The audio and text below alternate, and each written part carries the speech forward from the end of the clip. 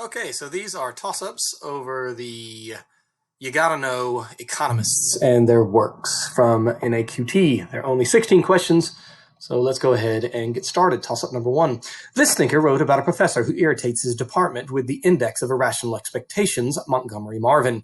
In a nonfiction work, he attributed the dependence effect to advertising and noted that demand rises with production. That work, originally titled Why the Poor Are Poor, criticizes the paramount position of production and the consequent emphasis of GDP and GNP. This ambassador to India under the Kennedy administration introduced and attacked the concept of conventional wisdom. For 10 points, name this economist and author of The New Industrial State and the Affluent Society. And that is John Kenneth Galbraith. Toss-up 2. This work describes marriage in the conversation of archaic traits and suggests that the institution of a duel is a manifestation of the predatory temperament.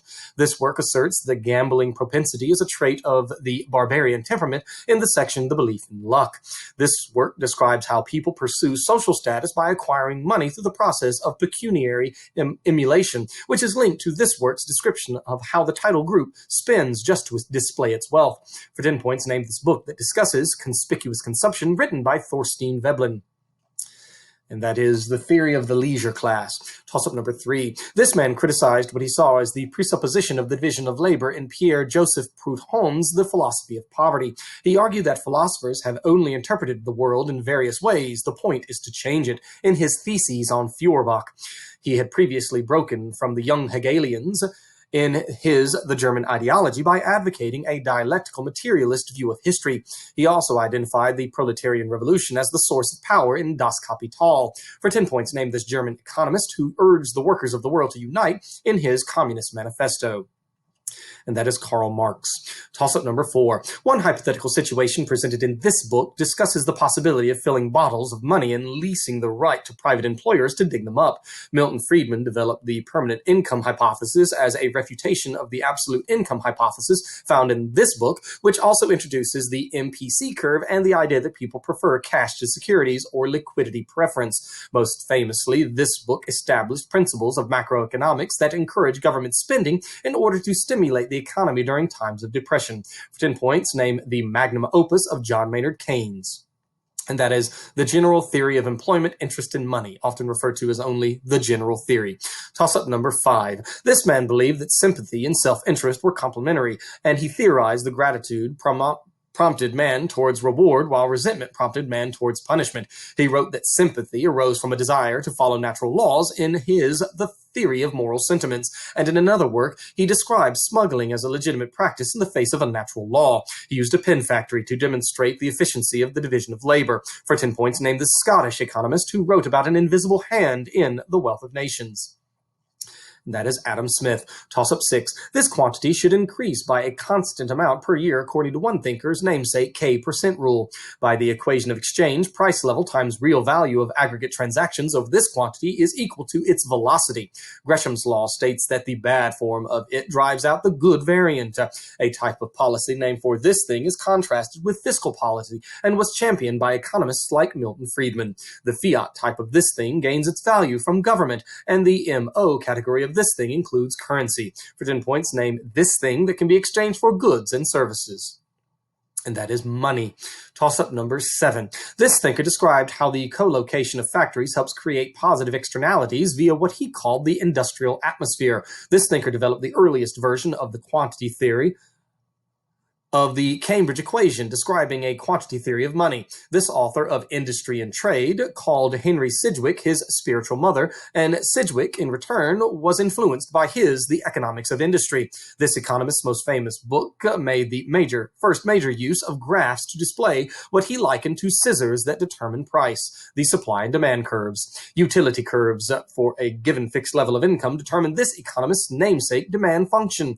For years, the dominant economics textbook in Britain was this author's Principles of Economics. For 10 points, Hicksian demand is contrasted with a form of demand named for what economist? That is Alfred Marshall. Toss-up number 8.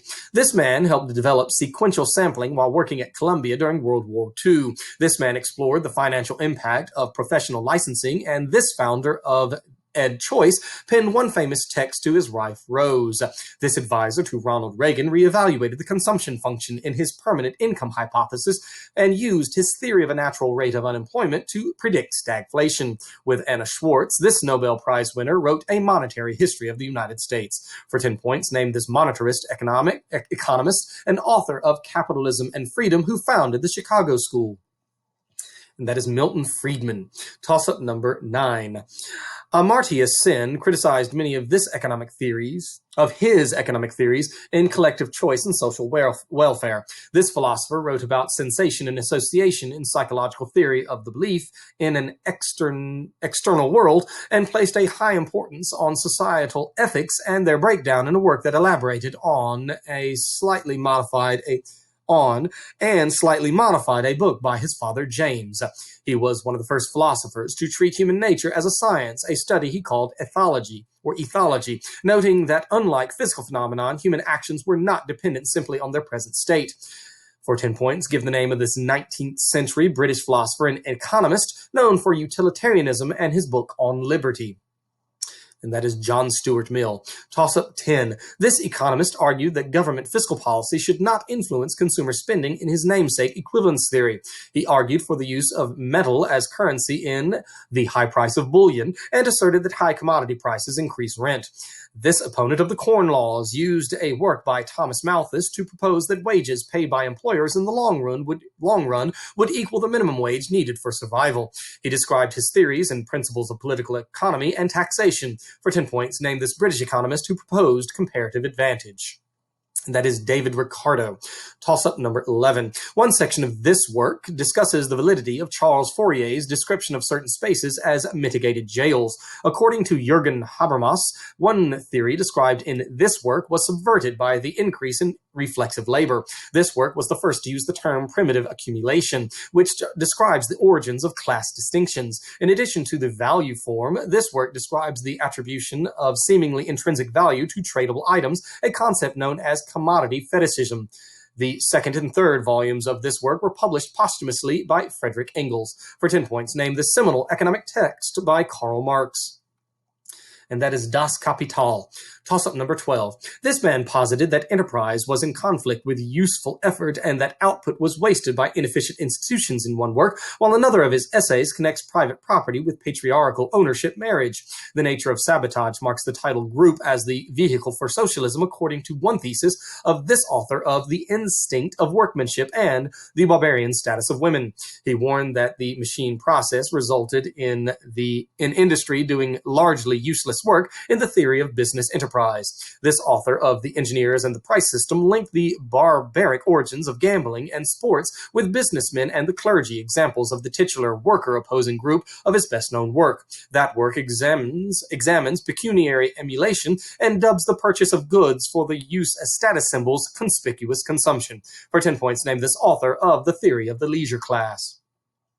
And that is Thorstein Veblen. Toss-up 13. One section of this work describes how the working poor have a mental torpor that make them incapable of rational conversation, tender sentiment, or just judgment. A third section of this work describes the state of agriculture in Europe after the fall of the Roman Empire, shortly after explaining the natural progress of opulence. Its fourth section describes the motivations behind establishing colonies, and its opening discussion of the division of labor uses an example of a pen factory. This work presents arguments against mercantilism and introduces the concept of the invisible hand. For 10 points, name this work by Adam Smith. That is The Wealth of Nations. Toss-up number 14. One of this man's book claims that long-run expectations could not be quantified and were driven more by animal spirits than rational weighing of risks. One mathematical model based on this man's most influential book explains shifts in aggregate demand and was developed by Hicks and Hansen.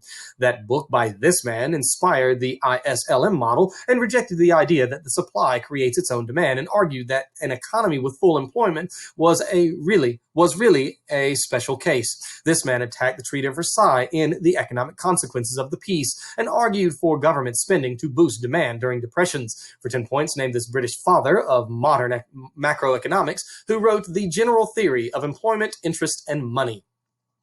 That is John Maynard Keynes. Toss-up number 15. A memorable passage in this work describes a family camping trip before asking, is this indeed the American genius? This text was expanded on in a later tract exploring the widespread technostructure that prioritizes stasis over efficient risk-taking. This work posits that demand no longer arises organically from needs, but instead directed by advertising, and dismisses classical economics as irrelevant to a consumer state. This work calls for a renewed public investment, especially in education, after criticizing the conventional wisdom that no longer applies to post-World War II America, warning of a widening income disparity within the titular social order. For 10 points, identify this 1958 work by John Galbraith. And that is The Affluent Society. The Affluent Society. Toss up the last, number 16. One thinker at this institution developed GMM, or Generalized Method of Movements, and is named Lars Peter Hansen. For much of the 20th century, this institution was linked to a freshwater school of thought. The author of The Self-Questioning, A Failure of Capitalism, Richard Posner, is associated with this university. Another thinker at this university predicted stagflation and described a natural rate of unemployment as a part of his critique of Keynesian economics. That thinker from this university was the author of A Monetary History of the United States, 1867 to 1960, Milton Friedman. For 10 points, name this prestigious university located in Illinois. That is the University of Chicago, of the Chicago School. So, only 16, but keep studying, and hopefully when competition arises, get stuff right and before the other team. Good luck.